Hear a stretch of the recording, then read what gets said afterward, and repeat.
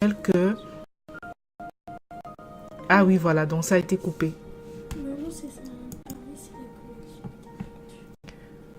Oui, voilà, peuple de Dieu, bienvenue de nouveau dans l'émission L'avenir en Christ. Ça a dû redémarrer parce qu'en fait, les musiques se superposaient. Nous avons reçu le signal donc de la sœur Rachel pour nous prévenir. Nous espérons que maintenant, cette fois, c'est bon, il n'y a plus de superposition. Donc, je vais demander... je vais m'assurer qu'il n'y a pas de superposition et que vous nous entendez vraiment de façon nickel. Donc, merci sœur Rachel pour ton intervention et de nous avoir prévenus par rapport à la superposition. C'est les aléas du direct. Merci sœur Rachel, que le Seigneur te bénisse abondamment. Nous sommes toujours accompagnés de la sœur Lisa. Nous avons donc fait la prière, adressé la prière à notre Seigneur afin qu'il prenne le contrôle de toutes choses. Et nous rappelons à nos aimables auditeurs que la thématique de ce jour, c'est donc l'ascension sociale, mais pas à tous les prix. Donc bienvenue une fois de plus, mes bien-aimés, dans l'émission L'avenir en Christ, votre émission, et bienvenue sur cette radio, la radio Menorah et Yeshua. Donc Lisa, on va chanter un cantique à la gloire de notre Père. On va le... Je te vois sourire là de loin. J'essaie de retrouver mon cœur joyeux. Juste le temps pour moi de retrouver mes bien-aimés. C'est un cantique de Sous les ailes de la foi. Et nous allons donc chanter ce cantique avant de développer notre thème. Mon cœur joyeux, plein d'espérance. Voilà, 336 de Sous les ailes de la foi. 336, on y est. Hop. Voilà, c'est parti. On va chanter Lisa. C'est ça. On y va. Hop. C'est parti. Mon cœur joyeux, plein d'espérance, s'élève à toi, mon Rédempteur. Daigne écouter avec clémence un pauvre humain faible et pécheur. En toi seul est ma confiance, en toi seul est tout mon bonheur. C'est vers ton ciel que dans ma course, je vois aboutir tous mes pas. De ton esprit, la vive source me rafraîchit quand je suis là. Et dans le danger, ma ressource, et dans la force de ton bras. Le jour je marche à ta lumière, la nuit je repose en ton sein. Dès le matin à ma prière, tu viens éclairer mon chemin. Et chaque soir, oh mon bon Père, tu prépares mon lendemain. Je vois ainsi venir le terme de mon voyage en ces bas lieux. Et j'ai l'attente vive et ferme du saint héritage des cieux. Sur moi si là tombe j'en sortirai victorieux. Bonjour à vous deux. Bonjour Lisa. Bonjour sœur Rachel et bienvenue. Bonjour sœur Rachel.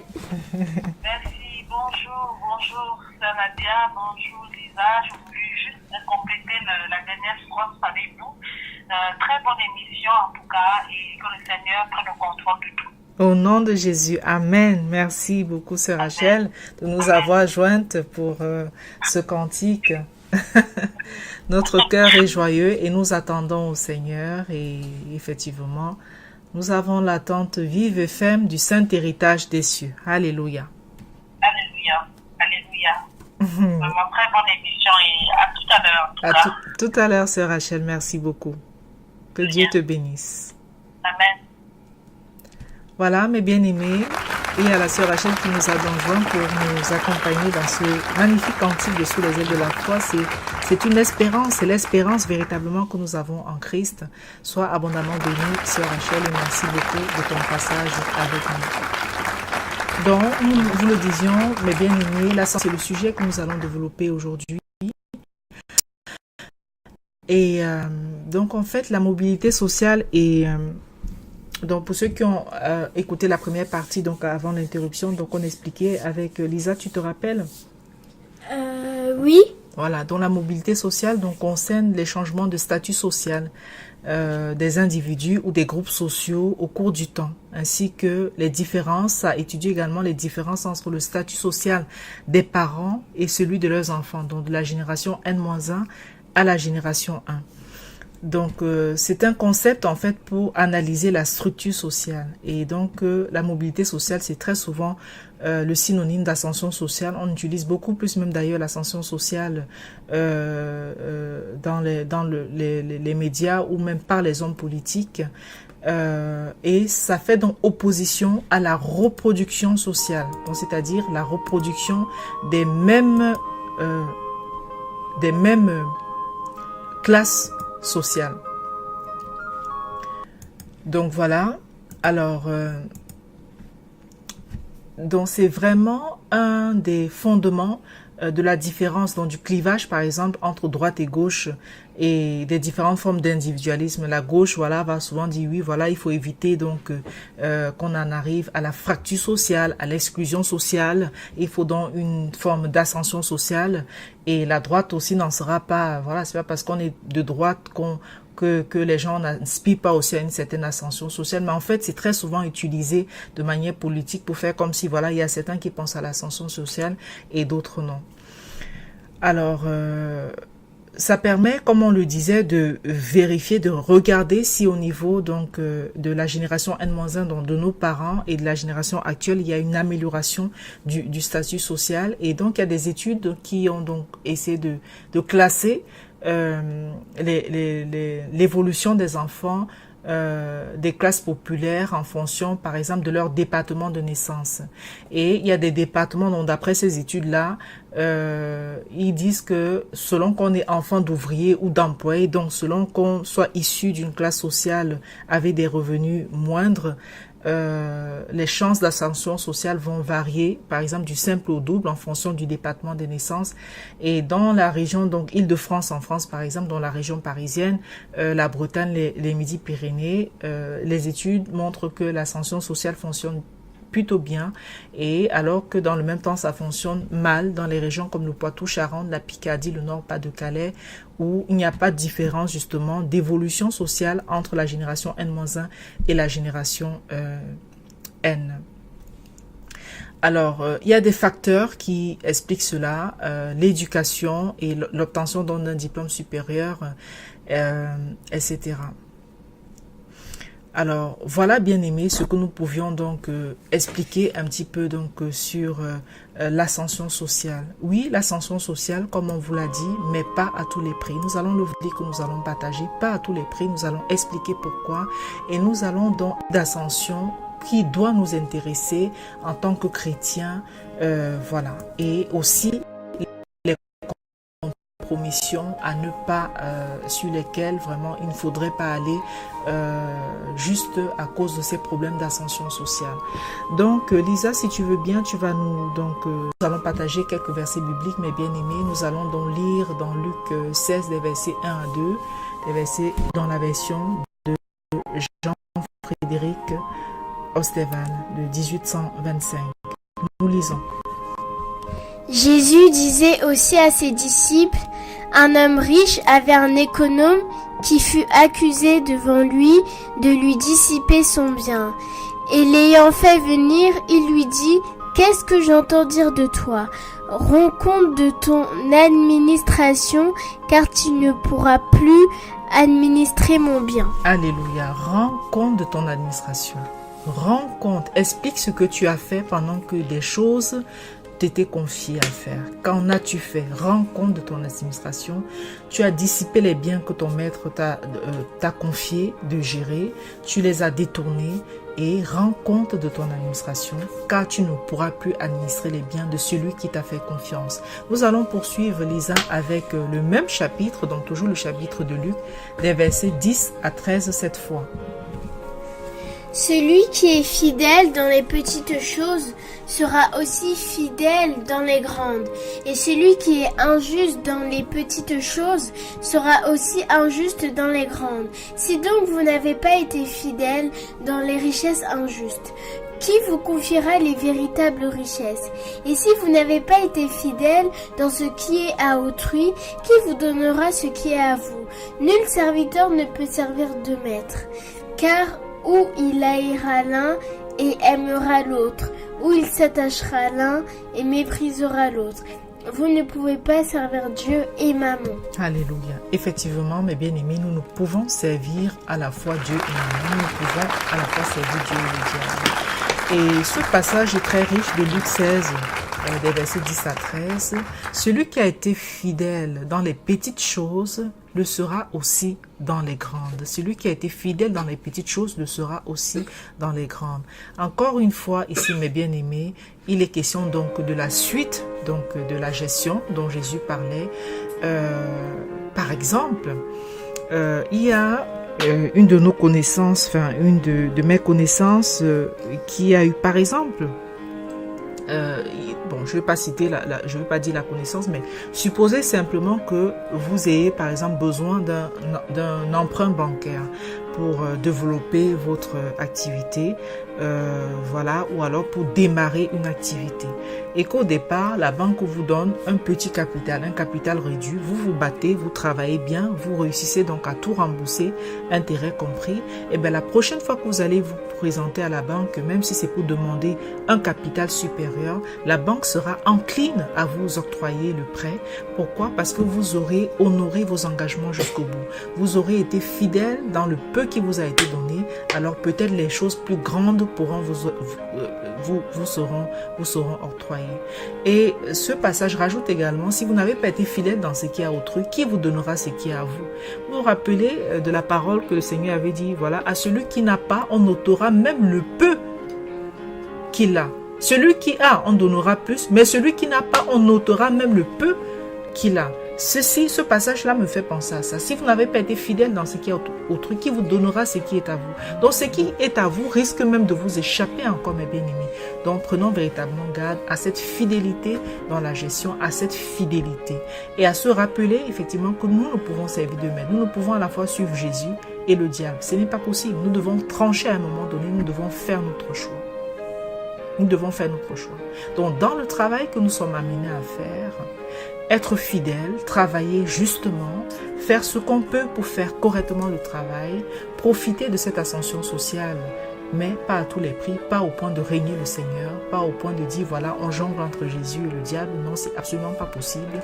Mais quitte à régner complètement, il vaudrait mieux donc complètement régner tout ce qui est de maman pour épouser complètement tout ce qui est de Dieu. Alléluia. Nous allons poursuivre mes bien-aimés avec donc Acte 1 des versets 9 à 11. Et après qu'il eut dit ces paroles, il fut élevé pendant qu'ils le regardaient, et une nuée l'emporta de devant leurs yeux. Et comme ils avaient les yeux attachés au ciel, pendant qu'ils y montaient, deux hommes se présentèrent devant eux en vêtements blancs, et leur dirent, hommes galiléens, pourquoi vous arrêtez-vous à regarder au ciel? Ce Jésus qui a été enlevé d'avec vous dans le ciel en reviendra de la même manière que vous l'y avez vu monter. Alors ici, merci Lisa, ici on parle donc de l'ascension. C'est l'ascension de Jésus qui est donc décrit. Dans certaines églises, vous avez dû entendre ça, des passages allant dans ce sens qui donc expliquaient, qui décrivaient l'ascension de notre Seigneur Jésus-Christ lorsqu'il fut élevé et qu'il est monté aux cieux, vraiment sous les yeux donc de ses disciples. Ce texte décrit donc l'ascension de Jésus-Christ. Et nous allons comprendre, nous faisons vraiment cette émission pour que nous comprenions bien que ce qui nous intéresse, qui devrait nous intéresser, c'est ce type d'ascension, ce type d'élévation spirituelle en Christ qui doit davantage nous préoccuper par rapport donc à l'ascension sociale. Nous allons poursuivre avec Marc 13, des versets 24 à 27. Et Marc 13, ce passage, en fait, c'est dans la continuité de ce qui... C'est une forme de continuité avec ce texte de Acte 1 que nous avons lu. Pourquoi ? À cause du dernier verset de Acte 1, dans le verset 11, une partie qui dit « Ce Jésus qui a été enlevé d'avec vous dans le ciel, en reviendra de la même manière que vous l'y avez vu monter. » Et maintenant, dans ce passage donc, de Marc 13, verset 24 à 27, nous allons donc lire ce que nous considérons comme étant donc la suite des choses à la fin des temps. Nous lisons.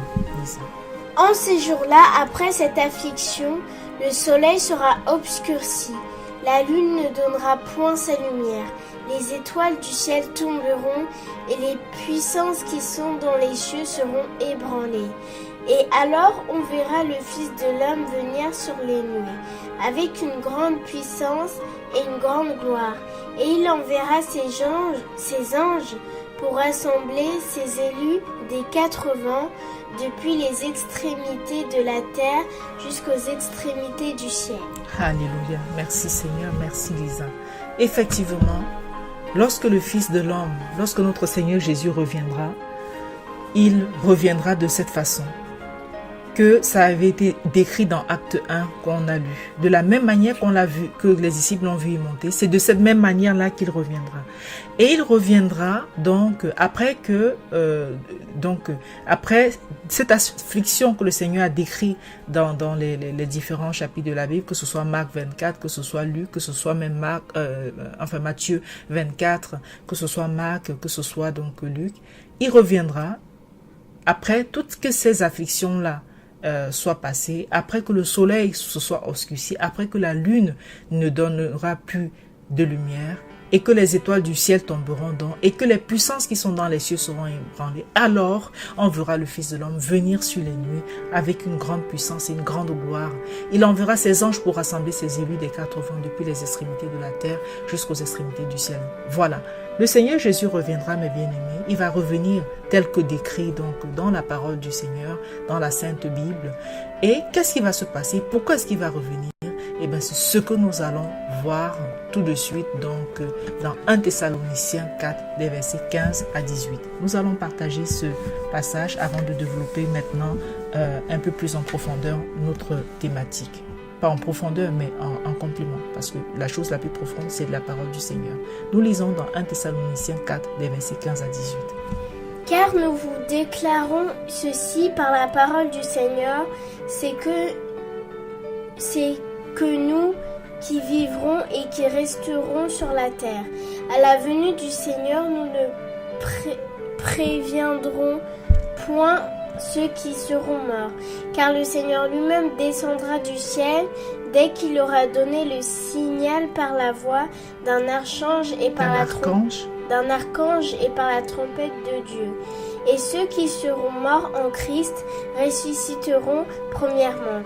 Ensuite, nous qui vivons et qui serons restés sur la terre, nous serons enlevés tous ensemble avec eux dans les nuées.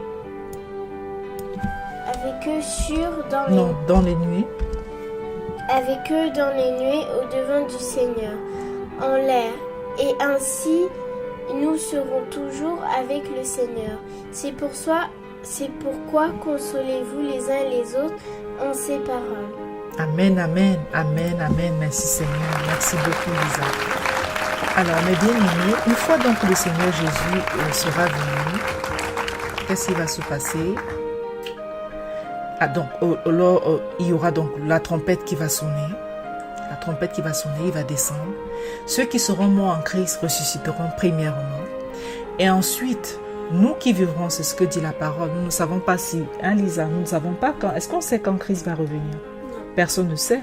Personne ne peut savoir quand est-ce qu'il va revenir. Il a juste donné des signes qui vont nous préparer à sa venue, qui nous permet de nous dire que, ah voilà, le Seigneur, voilà, va bientôt revenir. Et nous sommes déjà en train d'observer des signes. Alors, lorsqu'il reviendra, qu'est-ce qui va se passer en fait? Les morts, ceux qui seront morts en Christ, premièrement, c'est ceux-là qui vont ressusciter.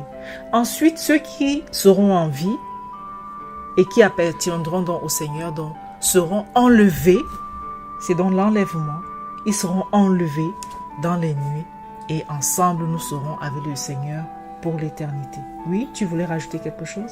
C'est quoi les nuées? Les nuées, bon, bah, c'est tout ce qui est nuages, enfin tout ce qui est au-dessus, quoi. Les nuées, c'est ce qui symbolise les nuages, le ciel, tout ce qui est au-dessus de nous que nous voyons là. C'est ça qui s'appelle les nuées. D'accord? Et donc, le peuple de Dieu qui sera resté sur la terre. Les morts vont d'abord ressusciter. Ensuite, le peuple de Dieu qui sera resté sur la terre. Donc, le Seigneur va les enlever. Comme ça, ceux qui seront vivants au moment où il reviendra. Parce que tout le monde ne sera pas mort d'après ce que dit la Bible. Certains seront en vie, d'autres seront déjà morts. Est-ce que nous serons encore en vie quand le Seigneur Jésus reviendra? Nous ne savons pas. Est-ce que nous serons morts déjà? Nous ne savons pas. Puisque nous ne savons pas quand est-ce qu'il reviendra. Toujours est-il que mort ou vivant, l'essentiel, c'est d'être en Christ et de demeurer en lui, de façon à ce que quel que soit l'état dans lequel que nous soyons, ou que quand il reviendra, mort ou vivant, que ce soit donc pour aller ensemble avec lui dans ces nuées-là. Alléluia. Ascension, mes bien-aimés, vous aurez compris, c'est l'ascension. Voilà, c'est l'ascension d'une autre façon, de la façon qui doit le plus nous intéresser. Dans un premier temps, nous vous avons partagé un texte biblique sur la gestion de façon fidèle, sans détournement, sans gaspillage, rendre compte de sa gestion. Celui qui a été fidèle en peu de choses peut aussi l'être en de grandes choses. Cela veut dire que si on nous a confié de petites choses à gérer et qu'on les a bien gérées, alors on peut nous en confier de plus grandes avec l'espoir que nous allons bien gérer également les grandes choses. Cela va par exemple concerner vos études. Toi par exemple, Lisa, tu es au collège.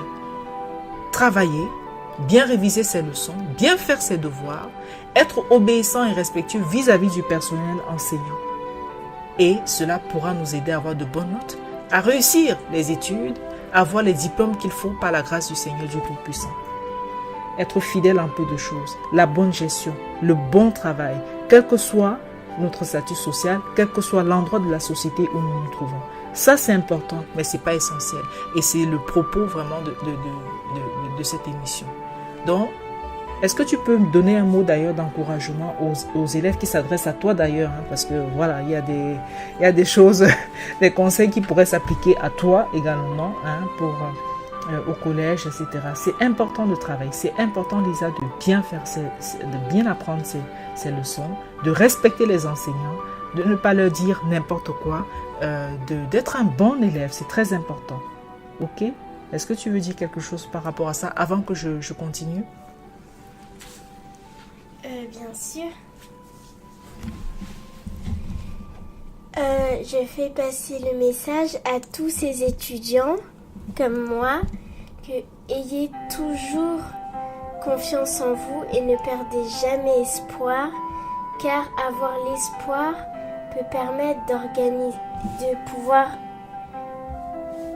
d'avoir vraiment le courage de continuer ce que nous voulons faire, par exemple de continuer nos études ou de faire un métier qu'on rêve de faire. Alors ayez toujours espoir. Voilà, merci Lisa. Ayez toujours espoir et regardez toujours au Seigneur Jésus de vous aider dans ce que vous faites, parce que tout ce qu'on fait, c'est parce que le Seigneur a permis. Et s'il ne permet pas, on ne pourra absolument rien faire. Croire à ce qu'on fait, mais croire d'abord encore plus en Dieu, parce que c'est lui qui va donc nous donner la capacité, il va permettre de réaliser ce en quoi nous étions en train de penser. Alléluia. Merci beaucoup pour ton point. Alors, ça va également, la gestion, mes bien-aimés, le côté, la fidélité en de petites choses peut aussi concerner votre travail. Nous avons vu les études, ça peut concerner aussi votre travail et votre capacité à bien le faire de façon consciencieuse et de façon appliquée. En respectant votre hiérarchie, il y en a qui tout le temps sont en train de râler après leurs employeurs. Oh là là, qu'est-ce qui me casse les pieds, oh là là. Ça, c'est pas bien. Ça, c'est pas bien. On ne doit pas être vraiment en entreprise et tout le temps être en train de râler, être en train de critiquer, être en train de se plaindre sans arrêt. Nous devons respecter la hiérarchie, respecter les collègues, respecter votre cadre de travail. Cela vous aidera également à gravir les échelons dans le travail et cela fera la fierté et la joie de vos responsables hiérarchiques. Encore une fois, par la grâce de notre Seigneur Jésus-Christ. Parce que tout ce que nous obtenons, c'est par le Seigneur que nous l'obtenons. Alors vous allez rentrer, à ce moment-là, vous allez rentrer dans l'ascension sociale. Surtout si vous arrivez à faire mieux que vos parents. Toutefois, comme on vous l'a dit, nous nous intéressons plus maintenant à une autre forme d'ascension, plus importante que l'ascension sociale. Et cette autre forme d'ascension, c'est ce que nous avons décrit là dans le passage de Acte 1 qui décrivait comment Jésus montait au ciel, comment il a été élevé au ciel. C'est ce passage de Marc 13 qui nous dit comment Jésus va revenir de ce même ciel dont il était monté. Et c'est ce passage de 1 Thessaloniciens 4 qui nous dit que quand il va revenir, nous allons de nouveau être dans une ascension vers le ciel, monter vers les nuées, ensemble, morts ou vivants, mais morts ou Seigneur. À ce moment-là, nous aussi, nous pourrons aspirer à cette ascension, mes bien-aimés. C'est de ça qu'il est question, ascension spirituelle en Christ. Voilà, mes bien-aimés. Voilà. Donc, cette ascension spirituelle en Christ, celui de Jésus-Christ, celui de l'enlèvement, quand le Seigneur Jésus-Christ reviendra. C'est à ce type d'ascension que nous souhaitons de tout notre cœur que vous vous intéressiez plus, mes bien-aimés. C'est pourquoi nous vous exhortons à travailler davantage pour votre ascension spirituelle en Christ, pour le salut de vos âmes. Et pendant que je vous parle, je me parle à moi aussi, mes bien-aimés. Cela veut dire quoi? Cela veut dire reconnaître notre Seigneur Jésus-Christ comme notre Sauveur, comme notre Seigneur. Obéir au commandement de Dieu. Vivre une vie de prière et de sanctification et de repentance. Demander sans arrêt pardon au Seigneur pour tous nos manquements, pour toutes les choses horribles que nous ne cessons de commettre jour après jour. Alors, mes bien-aimés, mon frère, ma soeur, gagner de façon honnête notre vie matérielle, c'est bien. Mais gagner le salut, donc cette ascension sociale, c'est bien. Mais gagner le salut de nos âmes, c'est encore mieux. Donc l'ascension spirituelle en Christ, c'est encore mieux. Car la Bible nous dit, à quoi sert-il à un homme de gagner le monde s'il devait perdre sa vie? Alors mon frère, ma soeur, si sur le chemin de votre ascension sociale, on vous demande par exemple de régner le Seigneur Jésus-Christ pour entrer dans des sectes, ou faire des pratiques abominables, refusez catégoriquement. Dites non, fuyez, dites non. Pourquoi vous allez dire non? Parce qu'il faudra que vous considériez les paroles que notre Seigneur Jésus-Christ a dit. Vous vous rappelez quand il avait dit, si ton bras est pour toi une occasion de chute, il vaut mieux que tu le coupes. Il vaut mieux pour toi d'entrer dans la vie avec un bras en moins que d'aller dans la géhenne, c'est-à-dire le feu qui ne s'éteint point, mes bien-aimés. Et ce passage se trouve dans Marc 9, des versets 43 à 48. Ce n'est pas quelque chose que nous inventons, c'est la parole du Seigneur. Donc si vous ouvrez vos Bibles à Marc, au niveau de Marc 9, versets 43 à 48, vous allez voir ce passage. Que si ta main te fait tomber dans le péché, coupe-la. Il vaut mieux pour toi que tu entres dans la vie n'ayant qu'une main que d'avoir deux mains et d'aller dans la géhenne, dans le feu qui ne s'éteint point, où le ver ne meurt point et où le feu ne s'éteint point. Et si ton pied te fait tomber dans le péché, coupe-le. Il vaut mieux pour toi que tu entres dans la vie n'ayant qu'un pied que d'avoir deux pieds et d'être jeté dans la géhenne, dans le feu qui ne s'éteint point, où le ver ne meurt point et où le feu ne s'éteint point. Et si ton œil te fait tomber dans le péché, arrache-le. Il vaut mieux pour toi que tu entres au royaume de Dieu n'ayant qu'un œil que d'avoir deux yeux et d'être jeté dans la géhenne du feu, où le ver ne meurt point et où le feu ne s'éteint point. Alléluia.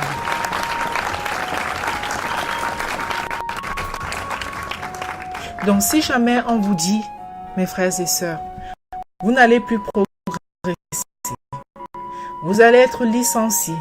Si on vous dit tout genre de menaces, si vous ne faites pas vous allez avoir toutes ces calamités si vous ne faites pas allégeance aux pratiques sataniques. Alors refusez, tout simplement. Avec la dernière énergie, ces pratiques sataniques. Parce que nous savons que oui, lorsqu'on parle d'ascension sociale, il y a ces pièges également qui se dressent au bout du chemin de beaucoup de personnes.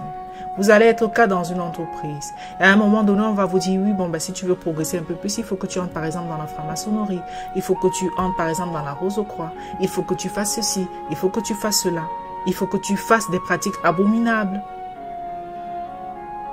pour avoir plus de puissance, pour pouvoir plus progresser. Refusez. Car il vaut mieux pour vous, il vaut mieux pour chacun d'entre nous être pauvre dans cette vie et de gagner la vie éternelle auprès de notre Seigneur Jésus que de perdre notre salut à cause d'une convoitise brève sur cette terre et de perdre ainsi le salut de notre âme. Alors mon frère, ma soeur, souviens-toi, ascension sociale, oui, peut-être, mais pas à tous les prix, pas au prix de notre salut. Parce que la chose qui doit être plus importante pour nous, c'est notre ascension spirituelle en Christ. Alléluia. Amen. C'est ce que nous voulions partager avec vous aujourd'hui, mes bien-aimés. Nous vous remercions beaucoup de nous avoir suivis. Demain, à 10h, vous aurez donc la révélation du Messie présentée par la sœur Esther. Et dimanche, 14h, vous aurez le chauffard. Et puis, du lundi au vendredi, 8h30, Péniel à la rencontre de Dieu. 10h, les matinales de Rachel. 16h, la révélation du Messie.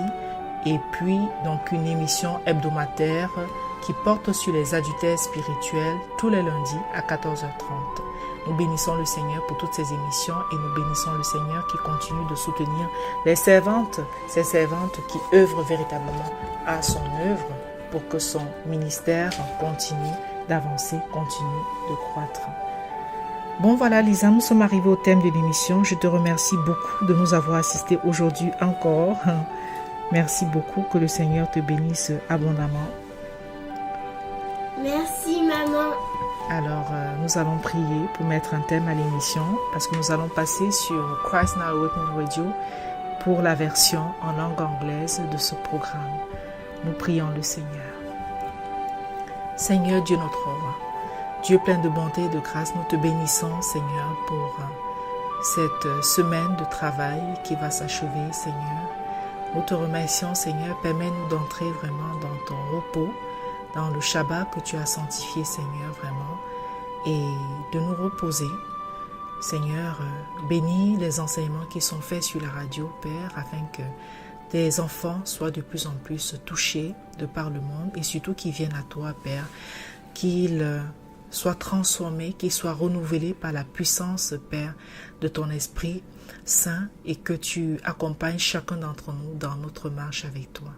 Seigneur, permets-nous de nous rapprocher chaque jour davantage de toi et permets à tes enfants de par le monde de comprendre que oui, c'est bien, mais ce n'est pas tout. Parce que ce qui doit nous intéresser encore plus, Seigneur, c'est de progresser avec toi.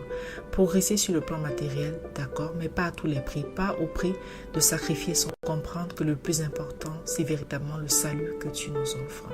Donne à tes enfants, Seigneur, de comprendre que c'est ça le plus important. Rien sacrifier, de ne rien sacrifier, de ne pas sacrifier le salut, Seigneur, au profit d'un cœur à avoir sur cette terre, vraiment, alors que notre passage sur la terre est si bref comparé, Père, à l'éternité que tu nous proposes. Père, aide tes enfants.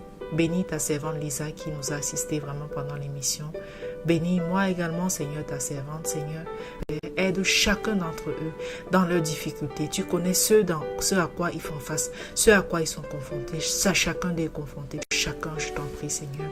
Mets dans leur cœur, Seigneur, le bon que toi seul tu peux donner, Père. Et bénis-les. Bénis les différents programmes de la radio. Bénis la radio Menorah Yeshua. Bénis, Seigneur, Christ Now Awakening. Et pardonne-nous nos péchés, Seigneur. Sanctifie-nous, Seigneur. Purifie-nous, Seigneur. Pardonne-nous nos péchés. Au nom de Jésus, nous t'avons prié. Amen. Amen. Merci beaucoup, mes bien-aimés. Shabbat Shalom à ceux qui font le Shabbat. Et à lundi, s'il plaît à Dieu. Merci de nous avoir écoutés.